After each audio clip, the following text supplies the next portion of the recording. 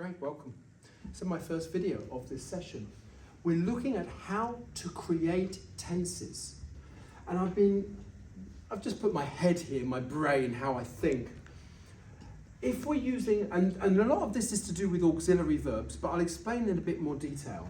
If you use do or did as an auxiliary verb, it's always going to be a simple tense. Do, does, don't, doesn't, present simple. Did, didn't, past simple. If we use have or had, and of course you can add has there as well, don't forget. But if you use have, has, or had, it's always going to be some sort of a perfect tense.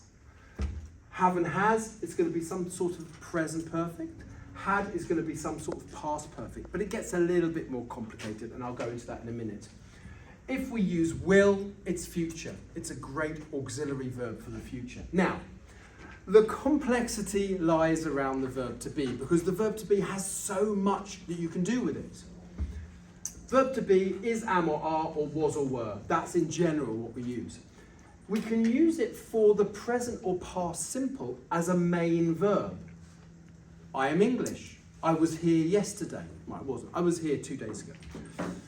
We can use it as an auxiliary verb with the continuous form. Is am or are continuous? He is going out tomorrow. Present continuous. He was seeing his friend yesterday. Past continuous. The verb to be here needs to be auxiliary. We use it as an auxiliary verb for all passives, and we're going to go into that for homework. Homework will be set.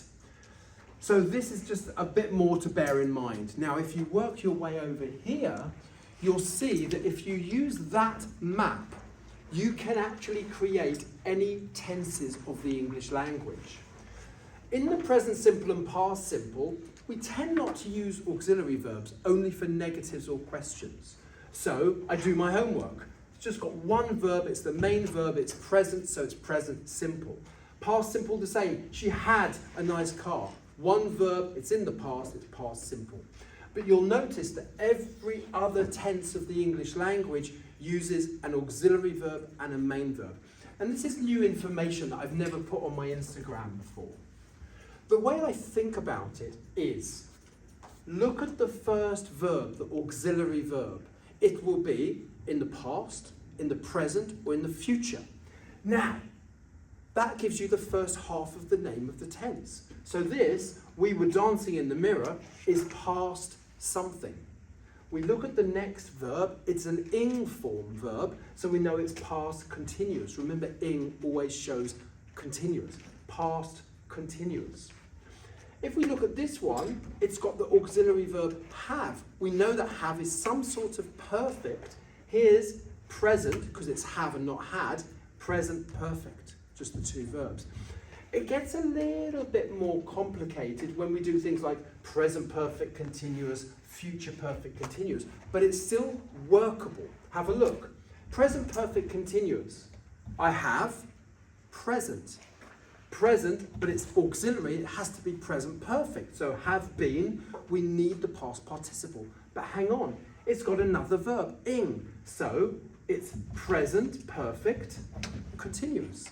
Same with even the most complex sentence, future perfect continuous. We've got future, will. We've got have, so it's perfect, will have. Have needs the past participle, so he will have been. And then ing continuous. Future perfect continuous.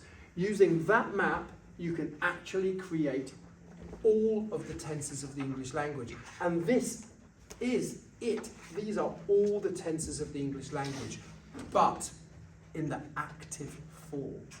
For homework, you need to make these passive.